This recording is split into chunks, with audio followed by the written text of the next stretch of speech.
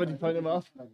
Ja, aber zum Einschlafen, die steckst du ja, du musst nur einstellen, dass wenn dir irgendjemand oder du machst nicht Stören-Modus rein, dass dich die Alte dir ins Ohr sabbelt, oh, hier Instagram-Nachricht. Ach so, ja.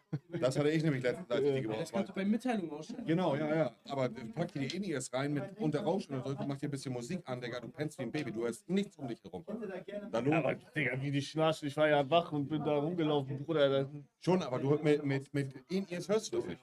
Du wirst es nicht hören. Ja, wenn die direkt neben mir sind. Auch nicht. Ich habe die In-Ears zum Beispiel immer im Solarium drin. So, ich höre, und das Solarium ist laut. Ich höre nichts davon. Also du wirst, glaube ich, nichts davon. Vor allen Dingen, wenn du dir noch, was weiß ich, machst dir ein chilliges Album an, irgendeine Musik, leise. Ich mach Regensounds. Oder Regen, ja, dann hörst du es nicht. Ja. Dann hörst du es nicht. Oder Rheinberg hat neben mir laut geschnarcht. Er war genau neben mir, als ich pennen wollte. Da musste ich auch irgendwie mit Indies